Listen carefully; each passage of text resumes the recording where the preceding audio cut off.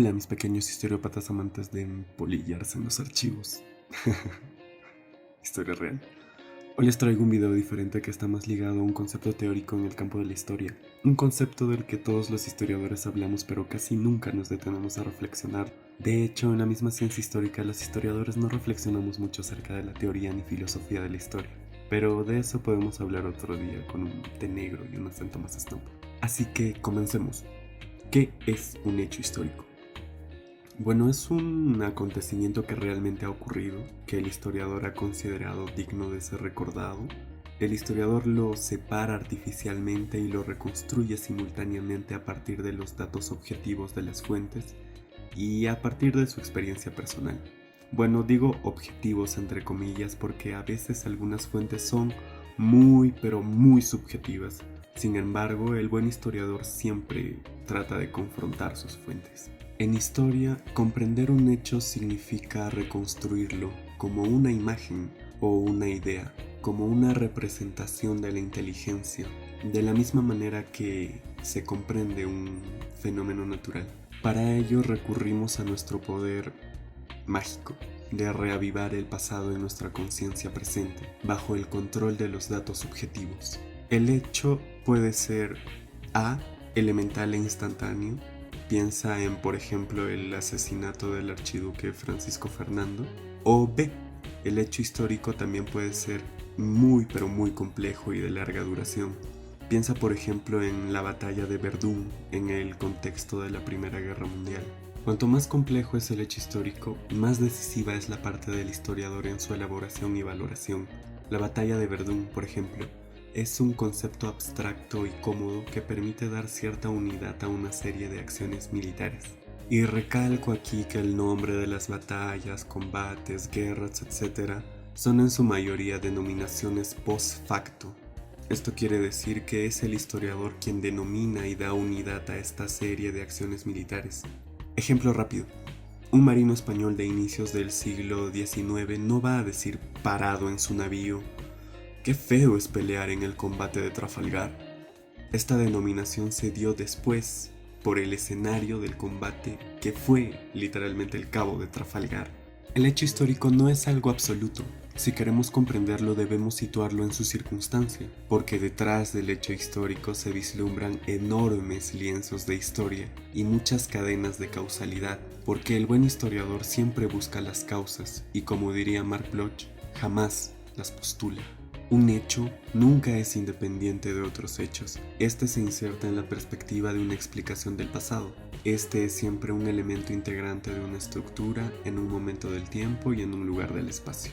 El hecho histórico puede ser un fenómeno de opinión, es decir, la creencia que se ha formado alrededor de la realidad. Piensa, por ejemplo, en la leyenda negra española. También puede ser un fenómeno de conciencia. Piensa, por ejemplo, en las intuiciones religiosas de Martín Lutero. Incluso puede ser un simple elemento estadístico. Piensa, por ejemplo, en el precio del trigo en cierta época y en determinada región. La verdad es que en todos estos casos nos hallamos ante un hecho ocurrido que ha dejado una huella, o sea, un documento. Pero como vimos en el anterior video, te lo dejo aquí arriba por si no lo viste, ahora hablamos de una construcción de las fuentes, porque el término construcción implica una nueva manera de ver el documento.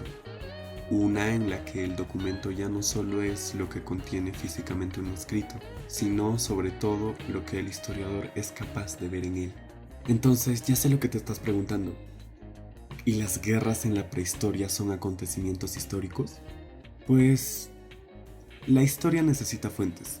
Los neandertales o los Homo sapiens obviamente no dejaron documentos escritos, pero los historiadores podemos buscar apoyo en la arqueología, que por ejemplo digamos descubre un montón de yacimientos con cuerpos homínidos en un campo y se confirma que los cuerpos tienen indicios de haber sido violentados, se descubren armas primitivas, etc. Es en este punto donde el historiador recién puede conjeturar con base en los hechos observables, porque sin fuentes no hay construcción histórica, ergo no hay historia. Quizás sería literatura, pero jamás historia. Bueno, historiópatas, hoy no voy a contar anécdotas divertidas de cuando estudiaba historia en la universidad, porque casi no hay nada que decir con respecto a este tema, ya que son conceptos que, pienso que todos los historiadores manejamos, y usualmente cuando pasas el curso de introducción a la historia en cualquier universidad, todos dan por sentado que sabes estos conocimientos como el Padre Nuestro, ¿no? O como dirían en otras latitudes, que lo tienes ahí al dedillo.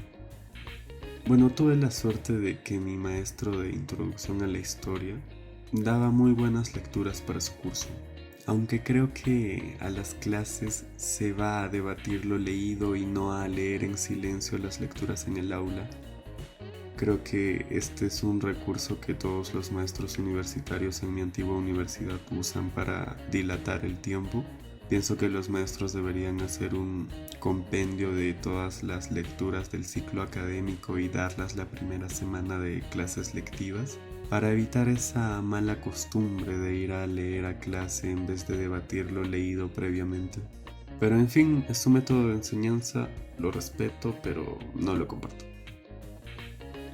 Bueno, historiópatas, hasta aquí el video de qué es un hecho histórico. Si te gustó, dale like, suscríbete para más videos de conceptos de teoría de la historia como este.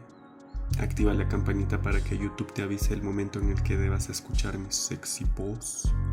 Si no tienes nada más que hacer estos días de aislamiento, sígueme en mis redes sociales, te las dejo aquí abajo en la descripción del video. Y recuerda, la historiografía no es la historia de la historia.